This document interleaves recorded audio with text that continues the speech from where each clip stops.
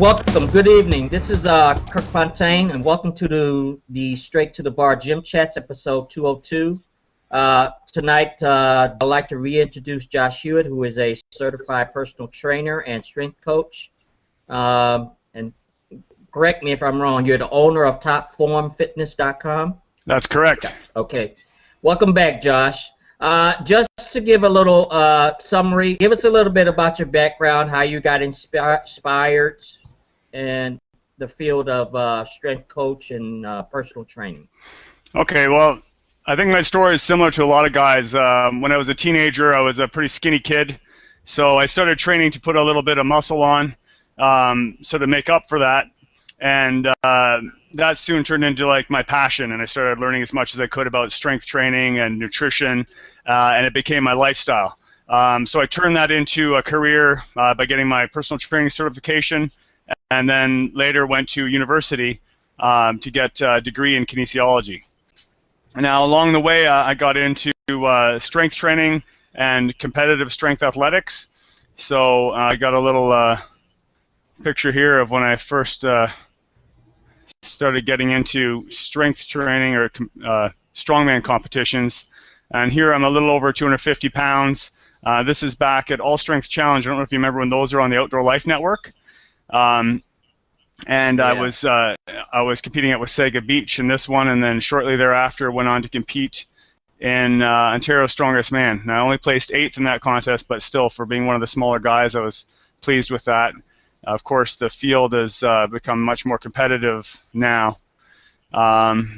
So from there, I found that when I stopped getting into competing and things were changing in my life, like I say here, the one thing that's constant in life is change. And I found that as I got older and my lifestyle changed, like I got married, I was fortunate enough to meet a great woman and get married, and then had a kid. Got a house, so I became a mortgage owner, and my business got busier. My body changed a little bit, and I was rather embarrassed. For some reason, I was relatively unaware of how out of shape I got until I was looking back on some pictures from our vacation just shortly after my daughter was born, and I realized I had to do something. So this is less than a year ago. And I took it upon myself to learn as much as I could about physique transformation. And I was, my main thing was to look at unconventional approaches, so think outside the box. And one thing I found is the more I learned and the more I studied, it seemed that a lot of the mainstream approaches to fitness and conditioning and exercise and nutrition were sort of focused more on making money rather than getting results. So I knew I had to look elsewhere and sort of think a little outside the box. One thing I found along the way is that if you're just trying to meet the norms or follow the mainstream, then you're going to look like everyone else. If you want to start to make changes in your body and stand out, then you have to look outside and find some unique approaches. And that's sort of what I want to get into tonight. Okay. Did you want to touch upon the hormonal optimization and then lead into the IF? Sure. So let me see. I have some notes on that as well. So for hormonal optimization, first of all, we want to look at what are different factors affecting body composition. And now I'm focusing this mostly on body composition or physique transformation. So that is this definitely does relate to strength and performance, but just for the sake of this discussion, I'm going to be focusing on physique, on body composition, gaining lean tissue and losing body fat. So some factors that affect your body composition are obviously your age. Now I'm in my early 40s, and I mean I definitely notice hormonal changes that lead to changes in body composition. Your sex, obviously, women tend to have a little bit higher body fat percentage. Genetics do play a small role, obviously. In my opinion, and this is a debatable topic, The factors that you can control, I believe, play a stronger role than the factors that you can't, than your genetics. And I suggest that people, I won't get into it tonight, but research a field of genetics called epigenetics. And it basically suggests that our environment, like our food and the chemicals we put in our body, our activity, and even our mood or thoughts, or how we perceive our environment, can play a role on genetic expression. So it's a pretty cool field that suggests, hey, even what you eat and what you do can affect what genes express themselves. So you can't really play the victim role, like, oh, my genetics is making me fat or whatever. So aside from a very, very small percentage of people with genetic mutations. Obviously, your nutrition habits, activity and exercise, and the type of exercise you choose, your sleep and recovery, that's my weak point right there. And then lifestyle and stress factors obviously play a role. And what I want to get into tonight is a little bit about hormones. There's been a lot of debates along the way as far as what plays a stronger role in body composition. Is it hormones or is it energy balance? And sort of the argument for energy balance won out along the way, saying, it's mostly calories in versus calories out. But there's still a strong following or a group of people that are arguing that the type of calories you take in has an effect on your metabolism and your hormones, and that's an important factor as well. Okay. So the first one I want to talk about is insulin, and I call insulin the storage hormone, because basically when you consume foods, especially carbohydrate foods, insulin is increased in your blood and helps you store those calories, or those carbohydrates, in both liver, fat, and muscle. It is an anabolic hormone, but it's also a fat storage hormone. And ways to control this hormone, because if we want to stay lean, we have to harness it to control it, is to reduce your total carbohydrate intake, consume mostly low glycemic index carbs, and obviously perform a form of strength training exercise, which helps improve insulin sensitivity. And this is just a quick little example for those watching as far as low glycemic or slow carbs and higher glycemic carbohydrates, which I call the deadly whites. So another one, just touch on briefly, is cortisol. I call that the stress hormone. Okay. That's a catabolic hormone that breaks down tissue, and that's usually in response to stress or long duration endurance exercise. Any kind of exercise may have an effect on cortisol levels, but especially long distance, long duration, slow, steady state cardio can increase your cortisol production, especially if done in extremes. Now cortisol, because it breaks down tissue, it is catabolic. It will break down muscle tissue to release proteins into your system. It will release blood sugar into your system. Basically, it's releasing all the nutrients you need to survive.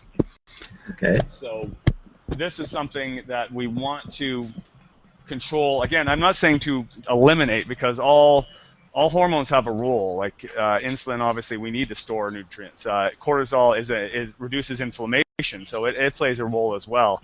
Right. But we want to control these hormones, or keep them in balance. So you got to reduce your stress, get better sleep, and get better recovery, and avoid long, slow cardio, and instead use what I call high-intensity interval training, which has sort of become a little more trendy now, but there's a reason for that. So definitely short, higher intensity interval type cardio has more benefits than the long, slow duration. Okay. Thyroid hormones, there's a few different ones of thyroxine, T1 and 2, and T3. I mean, these are strongly related to your metabolism and body temperature. The one thing around this is if people are in an extreme calorie deficit for too long of a time, that can decrease your thyroid hormone production. Your body will try to. This is when people talk about, oh, you're going in starvation mode and you're going to, lower your metabolism. That's what they're talking about, is your thyroid hormone production may decrease. Now that doesn't happen like by the second day of a low calorie. This is talking about extreme low calorie and prolonged duration. But part of the way to overcome that, if you are in a calorie deficit for a long period of time, is include cheat days. So every week or two to include a day where you have a higher caloric intake or a heavy cheat meal can spike your thyroid hormone levels and help to. Yo. Yeah. I kind of lost you there for a minute. Oh, okay. Okay. Okay. All right. So the next one that was should be of interest to those, and Matt, maybe you as well, for strength development, increasing lean tissue, is testosterone. Testosterone is responsible for all the manly characteristics, deepened voice. I don't think we need to explain that. Most people know what that, increasing strength, lean tissue, etc., aggressiveness, hairiness, and Yeah. so testosterone does naturally decline with age. So this is something that through nutrition, exercise, and supplementation, you can have a positive effect on that. And obviously, I'm talking about naturally increasing your natural production of testosterone. Taking exogenous sources or steroids, obviously it works, but it does have a potentially negative effect on your natural production and your hormonal balance. So, I mean, that's people's choice, but I want to get into what we can do to optimize our natural production, including high-intensity strength training, so including big compound multi-joint exercises, but reducing rest. So by doing antagonist supersets or strength circuits has been shown to have an increase on testosterone production. Even if that's over the short term following a short intense workout. Having those bursts of higher testosterone can be beneficial. Consuming fats, including saturated fats. Your body needs to use saturated fats to produce a lot of hormones. So a lot of these fat-reduced diets can have a negative effect on our anabolic hormone production. Yeah. So including healthy saturated fat, even natural butter I'd recommend over margarine, and coconut oil, and even some animal fats. Keeping your body fat percentage down. I mean, they've shown that if you have a lot of abdominal fat, your conversion of testosterone to estrogen may be a little higher. Now, there is a lot of question around natural supplements. A lot of people think that that's all crap. There are studies behind some of them. It seems like now, when I was researching this, it seems like everything will boost your testosterone nowadays. It's like the newest herb or plant. I mean, you can go outside and eat dandelions, and all of a sudden you get a test boost, according to these studies, right? So you got to be skeptical about this stuff. But there are a couple of things that look somewhat promising. DAA, D-aspartic acid, actually has a couple of legitimate human studies, and most of other supplements are done in rats. Studies done in rats. So. DAA has shown, a 40% increase or more on testosterone production, and it's natural and safe from all the studies that have been shown. Okay. Now, I've started using that myself, and what I did is I've actually taken blood work before. So it's been a couple weeks in. I'm going to be doing a blood work after a couple months, and I'm going to do my own little research on myself. There's a lot of other factors associated, but I'm just going to, before I give a strong opinion on that, I'm going to test it out. Mucuna pruriens is sort of a newer one, not as well researched, but it's been shown to increase L-DOPA, which has a positive effect on growth hormone and testosterone. So that's one worth looking into and just researching. But vitamin D has so many health benefits, and it's also been shown to support healthy hormone production. So I would definitely recommend everyone include vitamin D, and probably higher than the recommended government dosages. Right. Now, human growth hormone as what I call the youth hormone, and this is involved in recovery and tissue regeneration and cell repair. It also helps you increase your fat metabolism, and basically if you have higher levels of HGH in your body, you're going to look younger and feel younger and be leaner. Now, there's certain types of exercise that will help stimulate that. One is, again, high-intensity interval training. Has been shown to those short, intense bursts of exercise have a positive effect on your growth hormone production. Intense strength training exercises, again, with the right exercise selection, big compound multi-joint movements, training with the correct intensity. And they usually show, if you keep the rest periods down, that has a greater effect. Now, obviously, that's dependent on your goals. And then getting better sleep. So your growth hormone levels are the highest when you have an empty stomach, typically. So when you're sleeping, during periods of deep sleep, you have higher levels of growth hormone. And that's going to tie us into the next topic, which is intermittent fasting. This is just a little chart here that ties into insulin related to growth hormone. That when your insulin levels go up from eating a lot of high carbohydrate or sugary foods, that has a blunting effect on your growth hormone production, which will decrease the release of growth hormone. So that's one more reason why you might want to control the levels of insulin in your blood over the long term. Okay. So basically, that was a quick summary of all the hormones that typically relate to body composition and what we can do to optimize them. And intermittent fasting is one of the techniques that relates to strongly to growth hormone as well.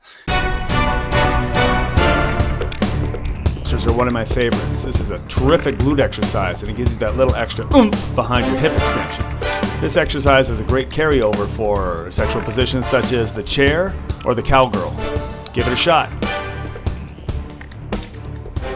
Now, my number 2 exercise is the push-up. Now, I know this might seem pretty basic, but if you guys like being on top, don't underestimate the power of this exercise.